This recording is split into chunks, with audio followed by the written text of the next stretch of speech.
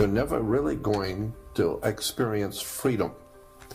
Because as a man thinketh, so is he. People are dying from a lack of knowledge. They're wasting their lives away because they're ignorant, ill-informed, and unread as to how the world works.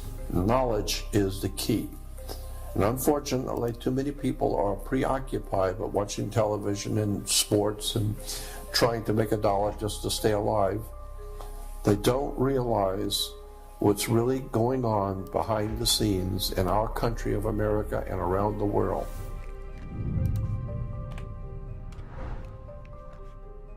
For 3,200 years, Europe has dominated the world.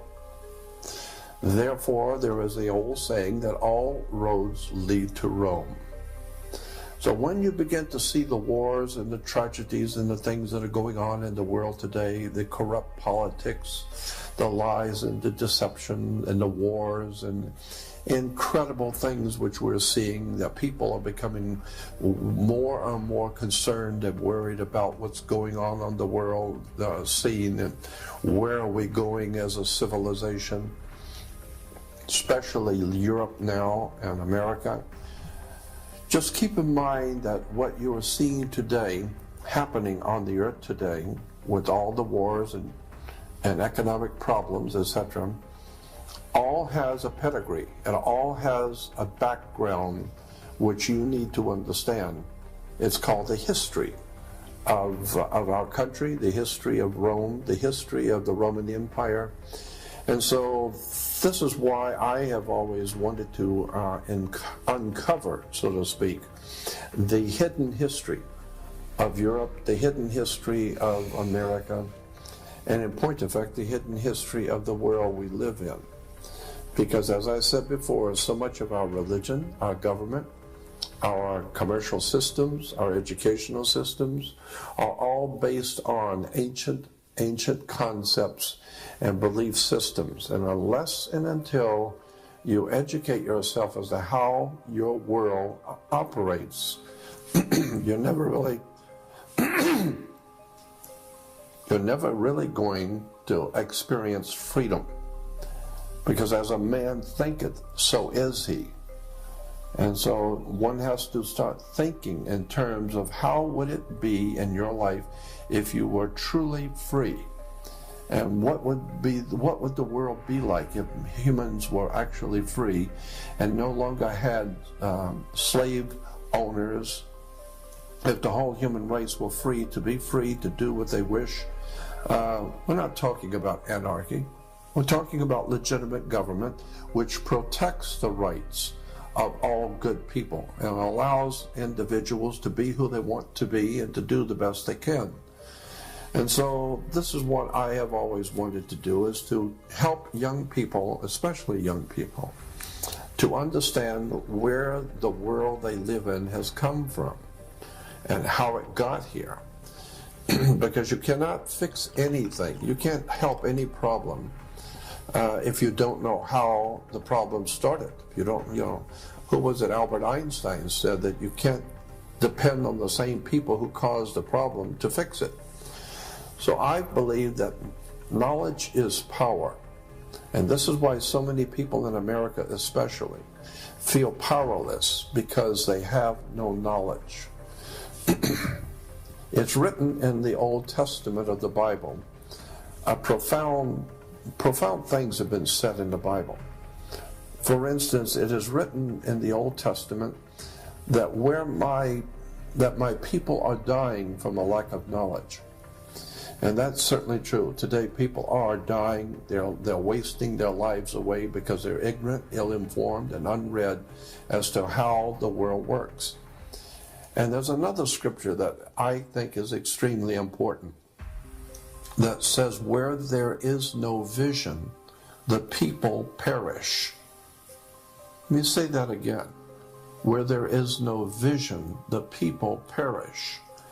Simply meaning that as long as civilization does not understand where we have come from, where we are now, and where is the whole human race going in the future, if you don't have that kind of spiritual vision, then we're going to perish. because all of us are nothing more than sitting ducks in the pond. Unless you understand freedom and where it came from and how it was obtained, and unless you start thinking in terms of protecting your rights and your freedoms, the ancient Roman law, and I find ancient Roman law very interesting. Roman law basically said, there was a maxim in Roman law that says, for he who would be deceived, let him. And another maxim in Roman law that says, if you do not defend your rights, you have none. And so this is what I have been trying to get young people to understand, is that you need to educate yourself about how the world really works. Because until such time as you have educated yourself and understand that knowledge is power. And this is very, very important. Because as long as you don't understand how you are being used, how you're being lied to, mistreated, deceived, you're never going to be able to get out of the mess we're in. Knowledge is the key.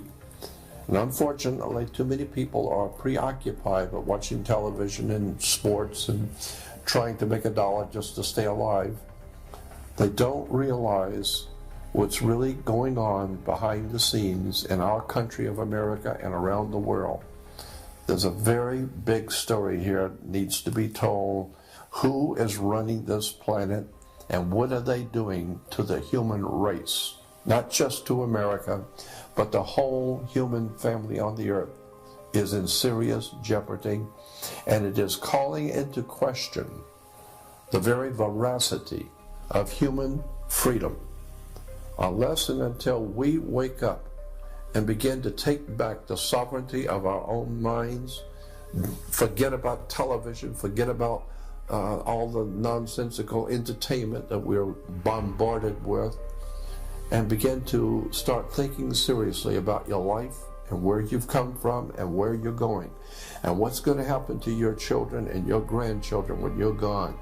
You had better start waking up and understanding the world we live in is very, very serious trouble.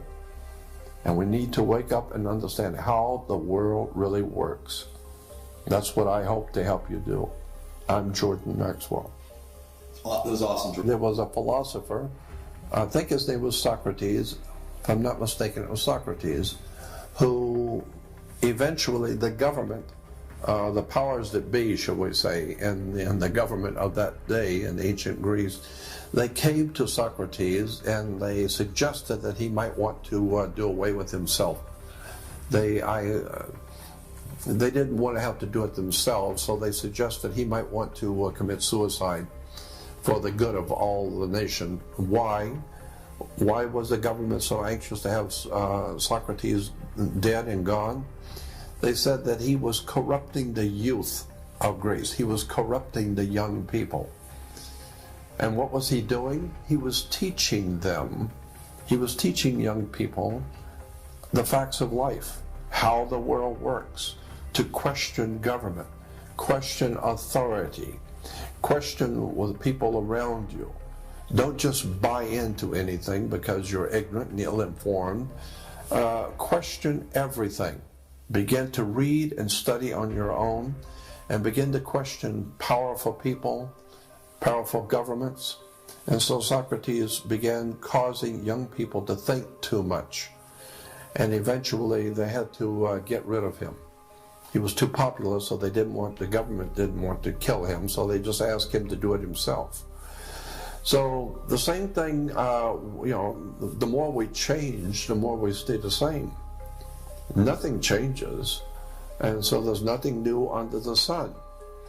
And so today, just recently, with the the rioting and revolution going on in China in Tiananmen Square, it was interesting that Henry Kissinger made this statement when this activity was going on in China, when young people were rising up against the government in Tiananmen Square.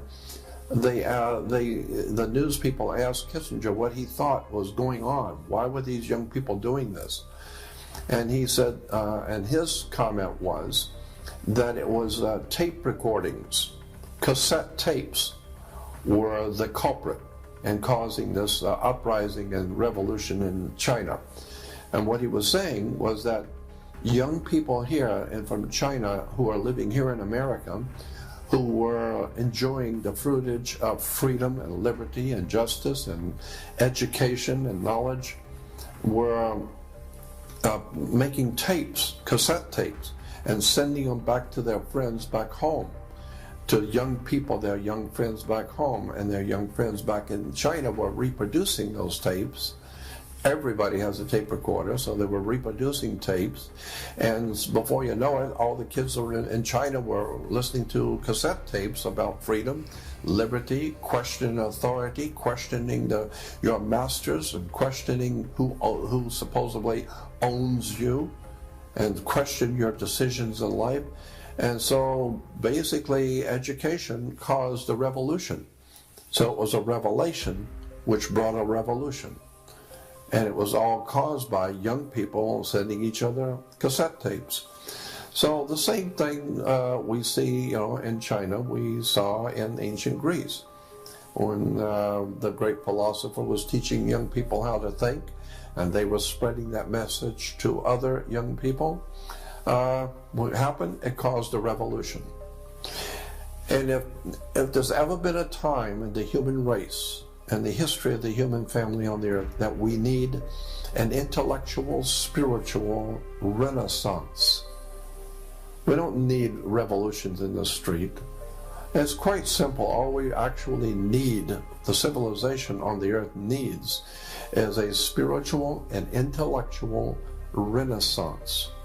A time when people will begin to hold important knowledge, wisdom, and understanding, questioning authority, questioning the governmental system under which you labor. It's a very important point that knowledge is a basis for power. Let me give you an example. Suppose you have a two-story building and you're going to put a lot of weight on the second floor. Before you put heavy, like printing presses and all that kind of thing, before you put any heavy weight on the second floor, go downstairs with a ladder and get a building inspector and go up through the ceiling tiles on the first floor and look at the foundation of the second floor to see if it's going to hold that kind of weight. So what you're doing is you're going downstairs, you're going down under the foundation, and you're standing under the foundation to see if the foundation is going to hold that kind of weight. So what you're doing is you're standing under what you're going to build on. That's where we get the word understanding. So unless you are able to go beneath the surface of any subject, you don't understand. And so it's time that you begin to understand the world you live in, how the government really works. It doesn't work the way you think it does. Banks do not loan money. There's a law in America that says no bank can loan money, period. That's the law. Now, how many people go to get a loan from a bank know that the law in America says no banks can loan money? How many people know that? So once you begin to understand that banks don't loan money, I mean, think about it. Just reason for a moment. Suppose I put my $100,000 of my money into a bank, and 2 days later you come in and want to buy a boat for $200,000 or $100,000, and the bank is going to give you my $100,000 to buy your boat. No possible way is that going to happen. Banks do not have the authority to take my money and give it to you. And if you don't pay, then what? I just lost my money because they gave you my money. That's not the way banks work. Banks do not loan money. The way it works is very simple. Suppose you're buying a $30,000 car, $50,000 car. That car, first of all, has to be appraised by a state-approved appraiser. So you have a government appraiser appraise the car for its value. And let's say it's $50,000. Therefore, the paperwork on which that paperwork, which represents that $50,000 car, is referred to in commerce and business as commercial paper. And that piece of paper represents $50,000 in business. So so what happens is, if you decide you want to buy the car, the dealership sends the paper to the bank. So now the bank has a $50,000 worth of commercial paper. What the bank does is they open up a bank account in your name without you knowing it. All banks do this. They open up a bank account in your name. They sign your name on the bank account, because you can't open a bank account without a signature. So they sign your name on a bank account and open up a bank account for you. But you don't know that. Then they take the $50,000 in commercial paper, which represents $50,000, and they put it into your account. So now you have a bank account in their bank with $50,000 in it. And then they take that bank account and they write a check on that for you. So the first check, for the first $50,000, they write for you, and they sign it for you and give it to you so you can give it to the dealer. So you think that the bank has loaned you $50,000. No. The bank merely gave you credit on the commercial paper, which they're holding.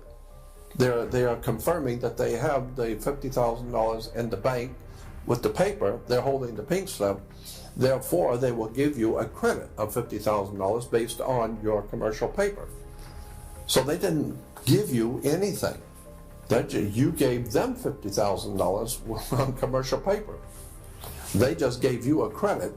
And so that's the way it works. There is no money changing hands. Now let me give you another example that's even easier to understand. Suppose you were a painting contractor, and I hire you to paint my office, and you tell me it's going to cost $100 to paint my office. Well, the way it works in business, in commercial business, is that I agree to your bill of $100. So when you're through with the job, you come to me and you give me a bill, and the bill is for $100. The same thing if you go to Sears or any market or whatever, and you buy something, they're going to give you a bill. You're expected to pay it.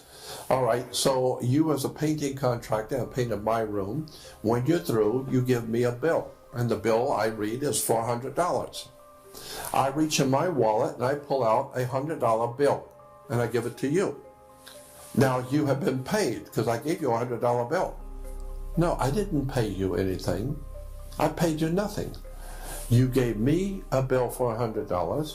I reach in my wallet, I give you a bill for $100. It's called a $100 bill. So now you owe me $100. It's a bill. Look on the $100 bill, and at the top it says a Federal Reserve note. It's a bank note, meaning you now owe me $100. It's a bank note. And so if you had given me a bill for $20, I give you a $20 bill. So all we're doing is just exchanging bills. That's why banks are called banks of exchange. So we're just exchanging paper. Nobody has bought anything. And because of that, the law basically says in America, you cannot pay a bill. So understand, when you say that you've got a bill that you have to pay, you cannot pay a bill in America. That's the law. But you can discharge a debt. That's different. Discharging a debt is different from paying a bill. Since you didn't pay for anything, since you're using the Federal Reserve note and you're buying something, you did not pay for the bill. You didn't pay the bill. So therefore, whatever it is you're buying, you don't own. You don't own anything. It was just a bill of exchange. So they gave you something, you give them something. They give you something worth $100 bill, and I gave them a bill for $100. So the bottom line on the way commerce works is that nobody pays anyone, period. Therefore, in point of fact, by law, no one owns anything in America. No one. So that's why you don't own your home. You don't own your car. And once you understand how the world works, it's an extraordinary story, a betrayal of the human family. Very, very interesting, dark stuff that we are not aware of. There's another law that says any official vehicle that is owned by the state, whatever state you happen to live in, the state has its own vehicles. And therefore, any state vehicle will have on the vehicle, I don't care what it is, a truck, car, motorcycle, it doesn't matter. It will have on the license or near the license. It's only giving us the surface stuff. Have for official use only. A little sticker or a little print on the vehicle. Man, there's so much stuff he knows. For official use he couldn't only. Even tell us. That means that this vehicle, whatever it is, 16-wheeler or a motorcycle, it doesn't matter. It's for official use only, means it's owned by the state. And anyone who's using it is officially using it for the state, not for themselves. Therefore, anytime you are going to register your car, you get a little tag in the mail, and you peel off the tag, and you're going to stick it on your car. When you get that tag, read it. Read on the tag. It says for official use only. So you're peeling it off and putting it on your car. So now your car has official use only, meaning the state owns your car. And since the state owns your car, they would like to know where their car is. So that's why once a year you have to register your car. You've got to register it to let them know where the car is, because they own the car. And incidentally, that also is why you have to have insurance and a seat belt. It's because you do not own your body. The government owns your body, in point of fact. And so your body is a security on the New York Stock Exchange, and the corporation that owns you, and you are owned. There are laws that expressly say that you are owned. You just don't know it. And since you are owned, your owners do not want you to get hurt, so that they have to take care of you, because you're a security on the New York Stock Exchange. So you must carry insurance. Well, I mean, that makes sense if you've got a stock on the stock market. If you can insure it, that's even better. And so that's why you have to have a license. You have to have insurance. You can't get married without a license, because everything in our life is a business. Getting married is a business. That's why you have to have a license to get married. The word license simply means a permit to do something, which without that permit is unlawful. Therefore, is totally unlawful for you to in any way, shape, or form have any relationship with a male or a female intimately without a license. So that's why you have to have a license to get married. Why? It's because you are considered by law a maritime admiralty product. It's a very big story, very, very deep, and most people have never heard such a thing.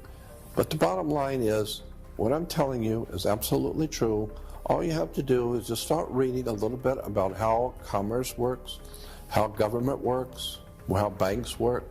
It's a fascinating story about how the world in no possible way works the way you think it does.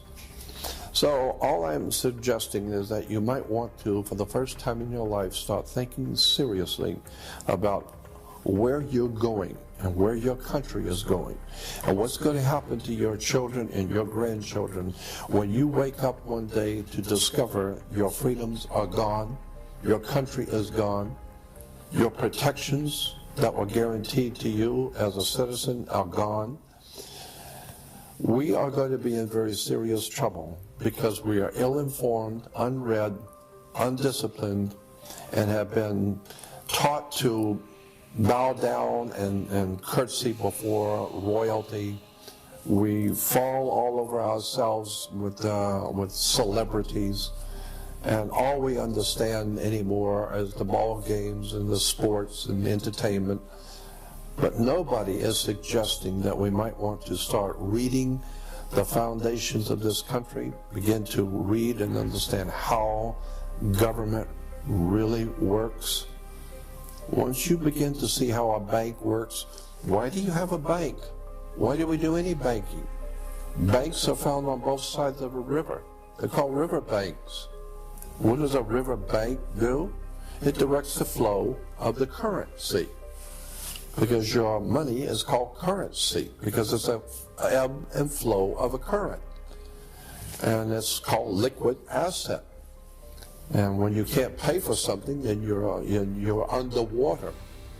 It's an extraordinary story, as I said, about the deception that goes on throughout the world about the real world and how it actually works. So all I'm suggesting is that you might want to take some time out of your life and start looking at the reality of the world you live in, because the world is growing more and more dangerous, more and more ignorant, and extremely violent. And unless and until the people rise up and decide to take back their sovereignty and do something about their lives and quit waiting for government to do something, because in America, we Americans love to talk about how we have the ability to elect our leaders. We're big on talking about how we can elect our leaders. But as Dick Gregory once said a long time ago, yes, we can elect our leaders, but you can't select your leaders. You don't select anyone. Your masters who own you will select who will run. You can merely vote on whoever they decide to allow you to vote on. If you enjoyed this video, make sure to check out the next one right here on this channel. Thank you for watching.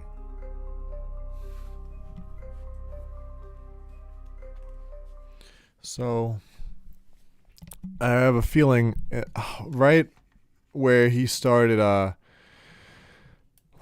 talking about the long, dark history that no one knows about, and then switched over to talking about commerce again. He could probably go so deep on historical subjects that we have absolutely no idea about, but Jordan Maxwell got attacked a lot for the things that he said. He had a lot of money stolen from him. A lot of people snuck into his life to become trying to be his fucking friend. To fuck him up and fuck with him.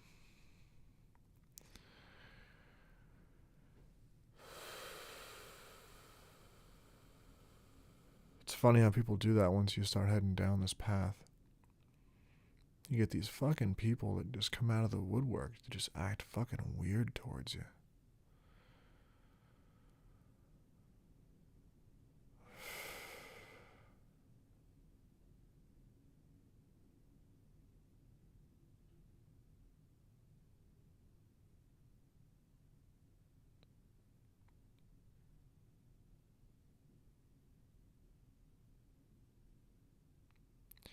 I think what Jordan Maxwell, one of the things that he might have been alluding to was the history of the Khazarian mafia. I'm still, in my head, I'm trying to put together all of this information. It's so interesting how part of the reason it's really important to study language is because when you pick apart the words and look at the etymology, you can start to see the history of how their meanings were changed over time and how they used to be linked to different ideas. And then when you connect, like what he was saying, doctor, you have a doctor who's acts as the dock for the ship of the mother to give birth, to create a human being as a maritime admiralty product. Well, all of language works like that. We all have words like let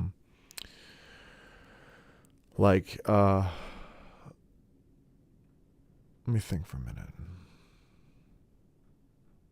Well, like lien. A lien is something that someone can put against your estate or your bank account if you owe them money. And then you also have to lean on something, which means to put your weight on it, to lean against something, to have it support you, to lean on something for support. And then you have alien, the word alien. Put A and lean together. And A means without. So an alien would be a creature without support. Right? So then you could say without gravity. And then you have aliens in the sky. It's really interesting how the logic of words ties together like this. And how it can free your thinking and make you see things that you never saw before in the same subjects. It's fascinating to me how banks, if they print the money out of thin air, they must be preparing for some kind of a universal basic income down the line after the next disaster, because that would totally make everyone just so comfortable that nothing would ever happen for certain. There would never be any resistance if everyone had universal basic income. It's probably going to be, if I had to guess what the final curtain would look like, that'd probably be it. I don't know.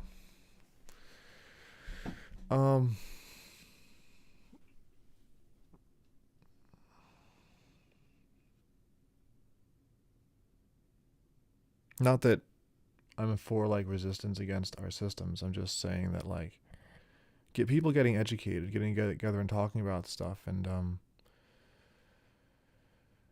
like I really want to get to the point where I can use some of this information in my daily life to actually live better, to actually get better deals on loans and stuff.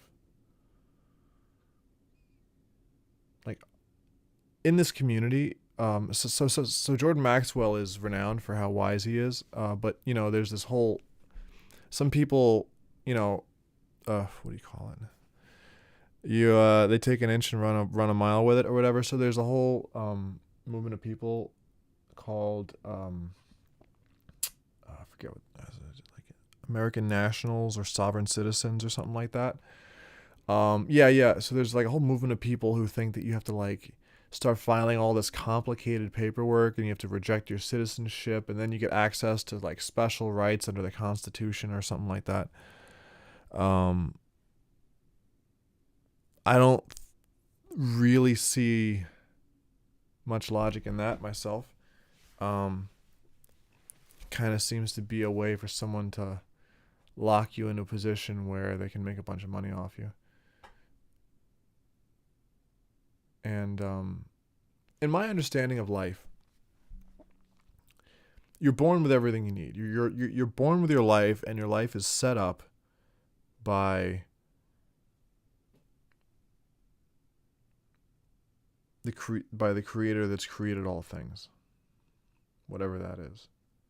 So there must be a logic for us, even though we have these very limited human bodies and this limited human awareness. There must be a logic to life that's already set up so that you don't need to pay for some premium secret knowledge to live out whatever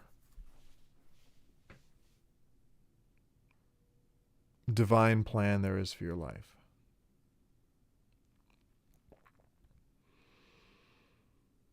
And if you did need to pay for that, it would just happen naturally, without you having to artificially like fucking find a new age scam to join.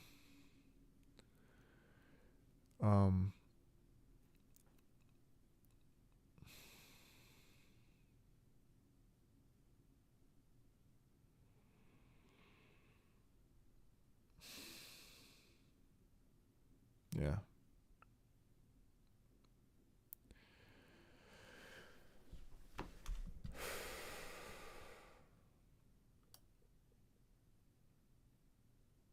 If universal basic, I don't think universal basic income would be a good idea. I know that it would be absolutely soul-sucking. Because at this point in my life, I know that I'm a creature of habits. My life is going to go the way my habits decide that it's going to go.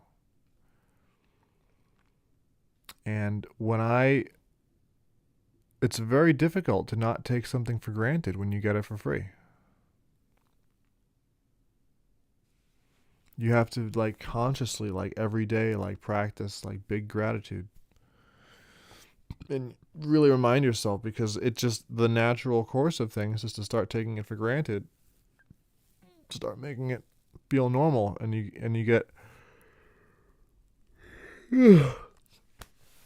start to feel entitled to stuff. You know? So, and we get a lot of stuff for free just living in this country. You know, we get well, I mean, I have certain like Medicaid and stuff, so anyway, which is great. I'm just rambling at this point. I'm not sure what else there is to say.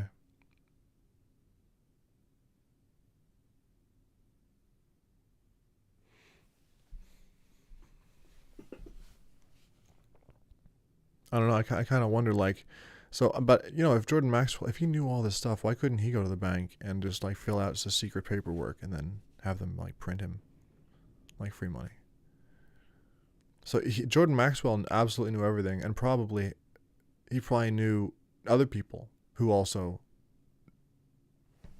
were way deeper in their knowledge and wisdom than anyone else.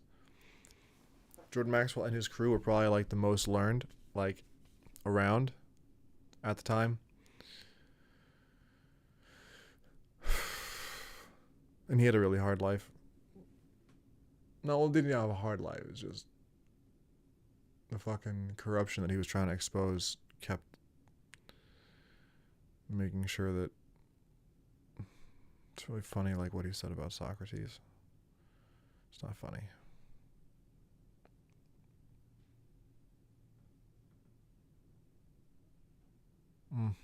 Okay.